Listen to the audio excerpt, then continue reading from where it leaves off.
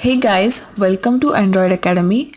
In this video, I'll be telling you how to secure your cloud storage.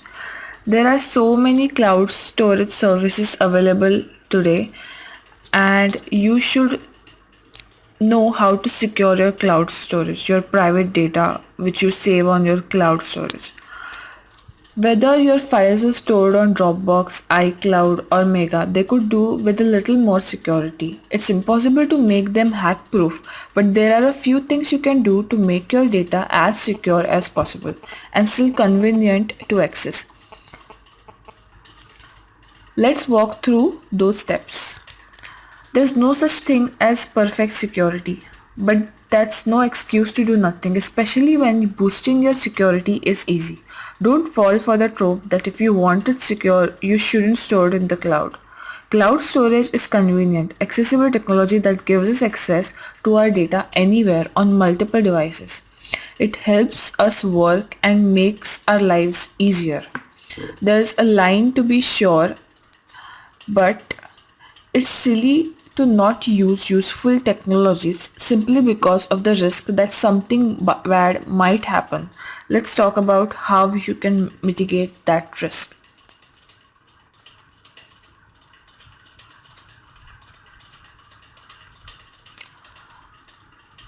Step 1 is check your password and enable two-factor authentication if available. It's like that.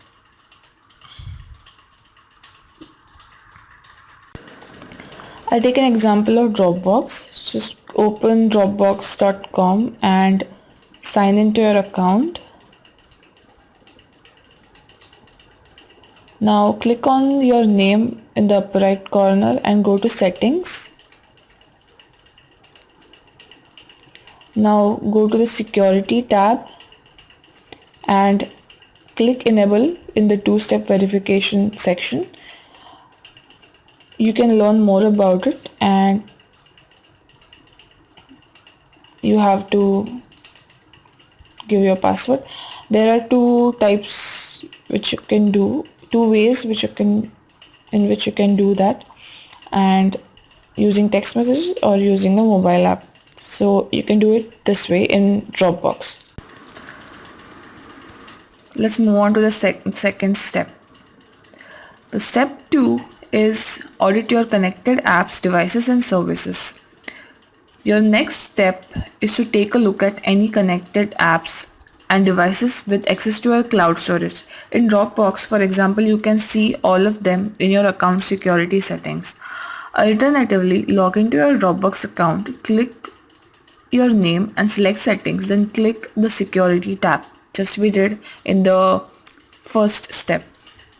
Similarly, at box, you can click here, you can go to the settings and log in, and then click on the security tab to enable two-factor authentication and review your connected apps. If there are any applications listed that you no longer use or don't recognize, remove them.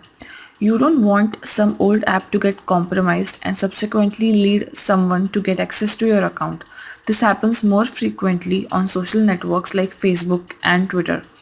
But keeping those lists clean is good habit to get into. All it takes is for someone to use read or write access through some ancient but popular app to get easy backdoor access to tons of users' accounts. While you're at it, make sure any old devices you use are cleaned out as well. Take special care with this step though. If there are files on those devices you want to keep, they'll be immediately unlinked and stop syncing. And the next time the device calls home, your local copies of synced files may be deleted. The next step is check your provider's stance on privacy and encryption. Do a little digging to see how your cloud storage service handles privacy and how committed they are to protecting your data. So, check what access your provider gives itself to your data. Review the security they claim to offer as well. Some companies encrypt your data at rest on their servers. And note that even they have no idea what you're storing with them, others reserve the right to access your data whenever they choose and use vague, hand-wavy terms like bank level security when they talk about encryption. Those are all bad signs and generally mean that they either don't take security seriously or don't think you're smart enough to. Take some time and review the terms of service agreements, security, and privacy policies of the services you're trusting with your data. In some cases, you'll see that your trust is well placed, but if anything gives you a pause, the least you can do is ask their customer support what a given clause in the agreement means, or Google it to see what other people are saying. The next thing is to audit all of your files and remove or encrypt sensitive data. Many of us use cloud storage for just about everything. Part of getting so much free storage is that you don't really have to think about what you upload. You can just upload it. That's great, unless you're thinking about what may be lost if someone gets access to your accounts. Take some time and go over what you store into each cloud storage account and identify it by risk. Think about how bad it would be to lose that information and whether you have it backed up anywhere. If the service is one of those like iCloud or OneDrive, for example, where the company can access your data at any time, consider whether your data may violate their terms of use, even slightly. It doesn't take much of an overzealous company to shut your account.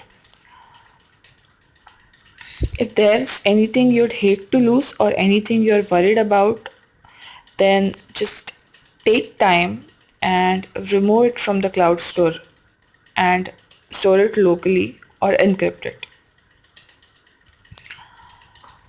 The next and the most important step is step 5. That is, consider diversifying with privacy and security conscious services. That is, no cloud storage is bad. Don't compare them. Store your data everywhere. With so much free cloud storage floating around from services happy to give it away just for signing up, it makes sense to spread out your critical data to different services. So if one of them gets hacked, loses your data, or something else happens, you are not at complete loss.